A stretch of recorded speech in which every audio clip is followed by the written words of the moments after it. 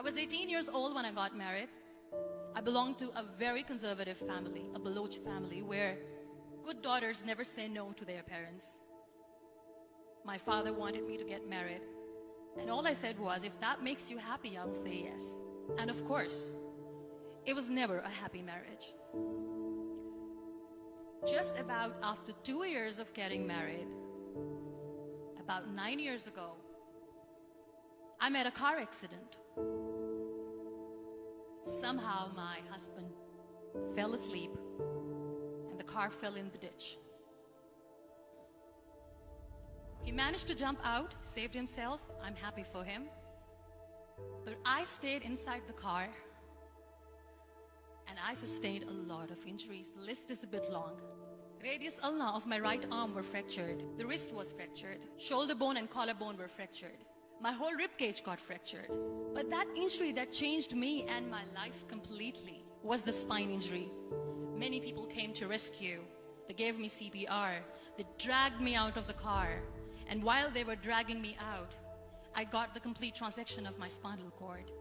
Those 2.5 months in the hospital were dreadful. I was at the verge of despair. One day, doctor came to me and he said, well, I heard that you wanted to be an artist, but you ended up being a housewife. I have a bad news for you. You won't be able to paint again. Next day, doctor came to me and said, your spine injury is so bad, you won't be able to walk again. I took a deep breath and I said, it's all right.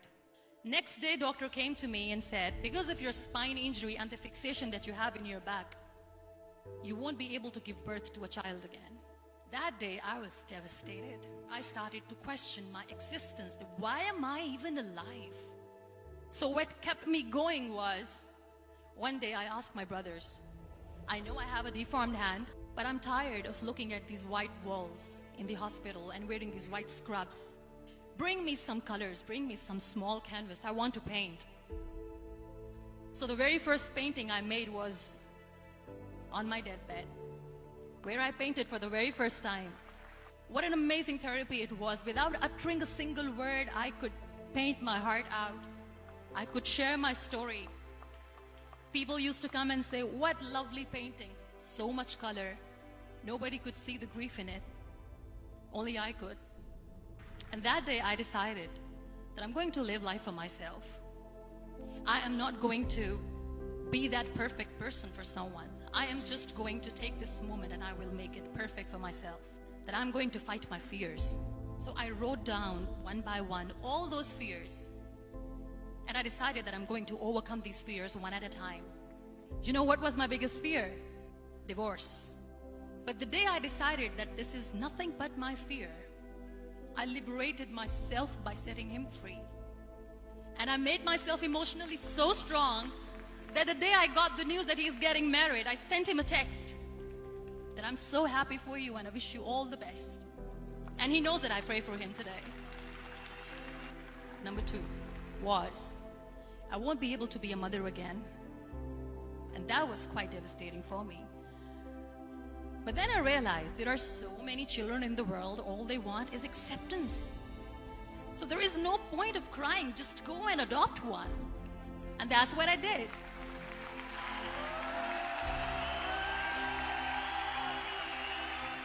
I gave my name in different organizations, different orphanages, and I waited patiently. 2 years later, I got this call from a very small city in Pakistan. I got a call and they said, are you Muniba Mazari? There is a baby boy and would you like to adopt? I could literally feel the labor pain. I said, yes, yes, I am going to adopt him. I am coming to take him home. And that day, I was 2 days old, and today he's 6. You know, when you end up being on the wheelchair, what's the most painful thing? People think that they will not be accepted by the people because we, in the world of perfect people, are imperfects. So I decided to appear more in public. I started to paint. I have done a lot of modeling campaigns. I decided that I'm going to join the national TV of Pakistan as an anchor person. I became the National Goodwill Ambassador for UN Women Pakistan, and now I speak for the rights of women, children. I was featured in BBC 100 Women for 2015. I'm one of the Forbes 30 under 30 for 2016. So when you accept yourself the way you are, the world recognizes you. It all starts from within. We have this amazing fantasy about life. This is how things should work. This is my plan. It should go as per my plan. If that doesn't happen, we give up. I never wanted to be on the wheelchair. Never thought of being on the wheelchair.